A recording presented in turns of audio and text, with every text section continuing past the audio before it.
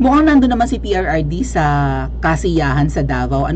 Pahalipay, right? Itong annual pala na Christmas gift giving ng mga pamilya Duterte in Davao. So may mga program, may mga performers, may pamimigay ng, di ba, ng cash, ng gift check, may pakain. Diyos ko, ang tayong tao. Kung 40 yan, pinakain lahat. Diba, experience ko naman. Salamat, VP Sar. Yun lang din napansin ko, naalala ko mga ate at kuya, kasi diba dinaluhan ko naman yung mga meeting de avance ng unit team. Wala nang pakain kasi siguro nga dahil mas malaki yung crowd nung mga grand rally ni Kuting. Pero nung kay VP Sara na send off papunta ng Mindoro, nung nag-rally kami sa Batangas City, may pakain kami. Nakatikim ako ng burger at saka ng french fry. May pakain talaga, bukod na may baon pa kami. Kakatawa nga yung mga nag-aabang kay VP Sara doon, may mga baon na nilagang itlog, mga ate at kuya.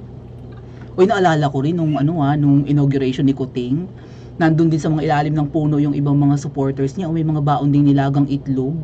Ay, yun ang kinakain. Para nga naman may energy, protein yun no? Kahit wala nang kanin-kanin, may nilagang itlog. O, napakabongga ng celebration ng pamilya Duterte and, di ba, nung kanilang program para sa taga kanila. Actually, hindi daw po lang yan para sa mga taga Davao. Marami na rin ang pumupunta taon-taon. Ay, kahit ako naman, pwede ko rin dayuhin yan, di ba, no? Makita ko lang si PRRD. Never ko pa kasi nakita si Pangulong Duterte in person. Ngayon, mga ate at kuya, binabati-bati ko siya mga yan, yung sina may mga intriga. Iniintriga yung mga DDS, mga supporters ni PRRD. Pakinggan nga muna natin ang mensahe ni PRRD, ha, mga ate at kuya. If hindi ko sure kung saan ito, pero baka dito to sa sa Christmas party ng mga Duterte in Davao. Open lang natin yung video. Anyway, may isa pang message si PRRD patungkol sa Kapaskuhan. And ikumpara natin sa message ni Kuting. Teka lang ha, open ko yung Facebook ni Kuting. Balikan natin kasi medyo natatabangan ako sa Christmas message ni ayan. Ay, ang ganda talaga ng aking ng ating ang ganda-ganda talaga niya, ang payat-payat, neneng-nene talaga. Sana all. Alam niyo ba yung hagdanan sa likod? Ito yung kinikwento ni Kuting na pagpasok daw niya diyan bago siya umakyat ng hagdanan. Basta dito sa harapan nila, itong harapan nila na yan, pagpasok niya dyan at paakyat na siya ng hagdanan na yon, dyan yung binabanggit niya nun sa Halloween, nakwento ko to sa mga ate ko, dyan itong kinatatayuan nila yung place na sabi niya na parang paglagpas daw niya, paakyat na nga ng hagdanan parang may nakatingin daw sa likuran niya, kinikilabutan, natatakot daw siya, sabi ni Kuting. Yan, yung hagdanan na yan. May vlog si Miss Marley ka na naalala ko rin mga ate at kuya na nalaglag daw sa hagdanan si Ma'am Shikels. Yan yung hagdanan na yun. Paakyat yan ng palasyo ng Malacanang. I think it's nasa right wing. So ito ang mensahe ni PBBM ngayong Kapaskuhan. Naway magdala ang Kapaskuhan ng liwanag sa ating mga puaswa at muling magbukas ng pintuan para sa pagmamahal at pagkakabukulod. Ni Chapuera mo si VP Sara? Lucas talking, right? Mula sa aking pamilya, isang maligaya at mapagpalang Pasko sa inyong lahat, kuning-kuning. At may mga sinasabi pa nga siya dito na dapat ay kabutihan, naway kabutihan ang mamayani sa Poshwa. May ganun-ganun sinasabi ayan na. Buksan natin ang ating puso pag ayan, meron siyang excuse me, meron siyang video ng yan, may paperya-peryahan doon, ganap-ganap. Sa traffic na ito sa Maynila, dadayo kayo dyan, lakad doon nang makatikim kayo ng Ferris wheel. So ang mensahe dito ni presidente nyo presidente nyo yan. Bahala kayo dyan. Sabi, ang essence ng message niya ay parang yung sana'y kabutihan ang mamayani sa puso. Magpamalas daw tayo ng kabutihan. Ganon-ganon ang sinabi. Ngayon, ikumpara natin sa message ni PRRD, ha. Pero bago yung message ni PRRD ngayong Kapaskuhan, panoorin muna natin yung video niya. Eto. Alright. Play natin. Hold on a second. Maminaw kita kay PRRD.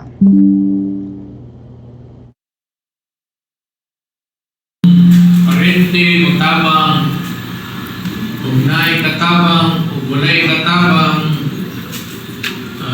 naay ubang tao kaya sila gusto matabang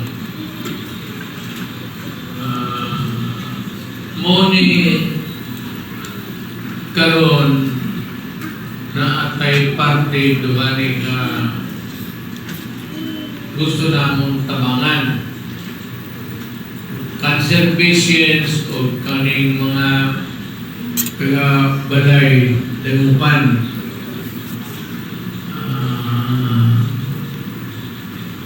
kaning cancer patients dugay na mo mayor pa mo so more or less it runs about almost 7-8 years antod karon. Balay na mo pan pagka mayor na ko na yung mga babae, mga gwapa, mga special na yung problema ako din ako gusto nga maproblema pa sila sa mod ako magikuha sa ilang pamilya o bigla na ako diya sa balay Dagupan. Dagupan is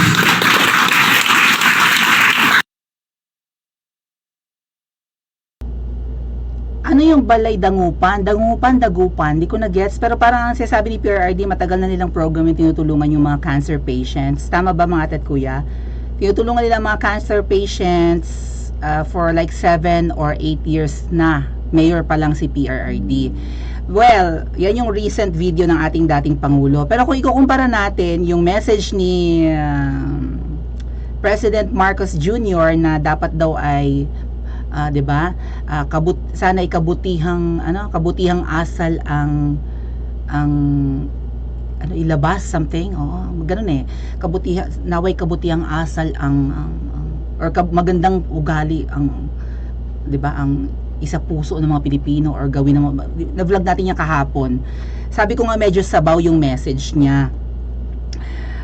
Maybe hanapin ko yung accurate ha, sandali.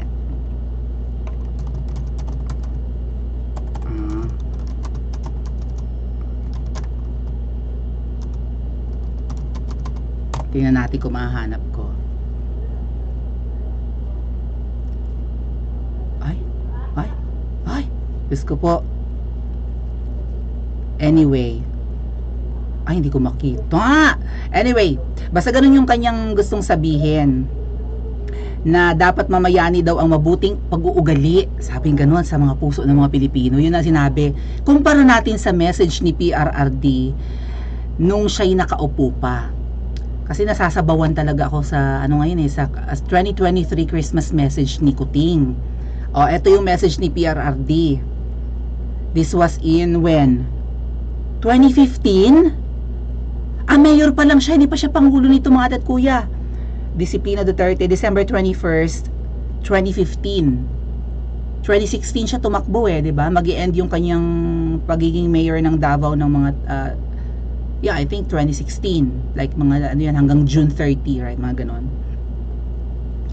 Ito ang mensahe naman ni PRD. Mayor pa lang siya nito, pero tingnan nyo kung gaano kalalim ang sasabihin. And naalala ko to mga ate at kuya, napanood ko tong message ni PRRD Okay, let's listen.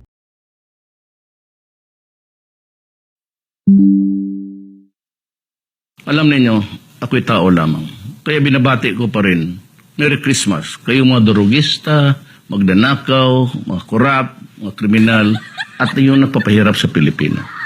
Kaya kung ayaw ninyong minto at patuloy pa rin ang karasan, ito na ang huli ninyong Merry Christmas.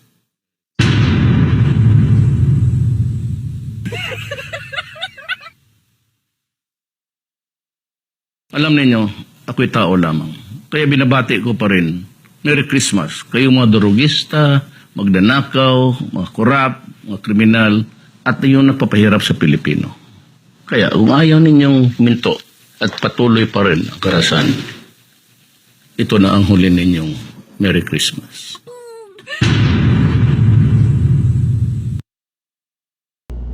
O, diba? Akala ko, message niya yan nung siya nakaupo na. Mayor pa lang pala siya niyan. So, maybe it was a pahiwatig na kung hindi nyo aayusin, one day, I'll become, the father of the land and tapos ang maliligayang araw ninyo. 2015 pa ito, mayor pa lang pala si PRRD, pero ganun na ang banat. Kung ikukumpara nyo sa message ni Kuting na naway mamayani ang kabutihang loob sa puso ng mga Pilipino ngayong Pasko lang? Ito kay PRRD, there's humor. Okay? May pananakot pa. May pananakot pero may comic relief, parang nakakaaliw. Alam niyo, tawa ako ng tawa nung I think nasa bus ako nung napanood ko yan, kinommercial sa parang pinalabas sa TV. Babatiin pa rin daw niya ang mga, 'di ba, mga sanggano, mga kurakot, mga kriminal, pero kapag di kayo nag-ayos, huli niyo na itong Merry Christmas. How brilliant, 'di ba? Kaya naman natin na ikukumpara si PRRD kay Kuting. Thank you so much, Ate Rica. Kaya na ikukumpara natin si Kuting kay PRRD kasi predecessor niya si PRRD 'di ba? Iba yung nag-set ng high standards si PRRD nung siya ay naging pangulo ng Pilipinas. Kaya nga mukhang hindi kayang tapatan ng mga susunod na pangulo ang nagawa ni PRRD. Alam niyo, nagpa-survey nga ako mga ate at kuya, maybe silipin natin ha, hold on. Nagpa-survey ako sa YouTube. And syempre, ikukumpara natin si Kuting at saka si PRRD sa pagdating sa accomplishments, 'di ba? So, mamili kayo kung sino ang talagang hindi to kaya gigil na gigil sa akin ang mga ang mga ensaymada vloggers. Ito po yung survey ko kanina. Tingnan natin yung result. Ngayon ko pa lang ulit sisilipin. So, dito sa channel natin, nagpa-survey ako. Ayan, Christmas survey, which is better? Hindi who is better. Build ni PRRD, 'di ba? Ang daming pinatayo, 'di ba? Mga tulay, ospital, school, lahat ng infrastructure. Yan. Pinagawa ni PRRD, pinalinis ang Boracay, kung ano-ano pa. Build na, yan yung parang flagship na program ni PRRD. Ay kay Kuting ay travel. Mas better daw yan. Sabi ng 4% lang. Walang dayang survey yan mga ate at kuya. Sabi ng mga vloggers, siguro mga loyalista, mas okay daw ang travel. Sabi nga nang nag-comment dito, anong travel ka dyan? Thank you, Ate Sarah Moore. Anong travel ka dyan, Princess Maui? Polboron. Yun daw yung flagship program ni Kuting, Polboron. Mapapansin nyo, nakatabingi yung yung panga niya, no? Nakatabingi talaga. Hindi edited yan, ha? Kuha yan sa kanyang parang vlog sa YouTube. PRRD build. Yan talaga yung parang, diyan mo matatandaan si PRRD, no? Sa dami ng mga pinagawa sa Pilipinas. Para ma-ease yung traffic, di ba? Ma-ease yung economy and whatnot. Yun, puro build. Karamihan sa makikita mong bagong infrastructure kay PRRD. Sabi ni Kuting, di ba, ang program niya, Build Better More? Gusto niyang lagpasan ang nagawa ni PRRD. Aside from continuity, gusto niyang lagpasan. Build Better More. Ang ibig sabihin, kapag in-abbreviate niyo yung Build Better More, it's BBM. Gusto ni Kuting at ng mga alipores niya, ang program niya, katunog ng pangalan niya. Bagong Bayan Magkaisa. Bagong Bayan Magkaisa, di ba? BBM pa rin. Build Better More naman daw yung kanya kasi may build si PRRD. Build Better More, parang initials BBM din. Saan ang Build Better More? Wala ko nakikita, magto 2 years na. Di travel lang, dun siya listo Sabi ng 4%, mas okay daw yung travel. Saan banda? Ba't naging okay? Pagwawaldas ng pera, okay? Impyerno na. Okay? Ilan ang nag-participate sa ating survey na yan mga ate at kuya? 1.5 katao. Ayan 1.5 votes yan. 96 of 1.5. Mas okay ang build. Ay kahit nga sa mensahe, walang-wala si Kuting, mayor pa pala nun si PRRD Yun naninindak ka, At the same time, nakakatawa, nakakaaliw sa taong bayan. Pero mayor pa siya noon, tapos nung naging presidente, ayun na nga, war on drugs na. Tapos ngayon, pinapasok ang ICC. Yan ang napapala mo, Kuting, may bulag na 4%. Nasaan ang 31 million mo? 31 million ang kanyang boto, di ba si PRD 16, 17 million lang nung tumakbo. Nung nanalo nung 2016, si Kuting 31 million. Nasaan ang 31 million mo? Ba't hindi nagpa-participate sa survey para mukhang gising na ang taong bayan? Tama ba mga ate at kuya? Pa-comment sa comment section at mag-like and subscribe din po kayo.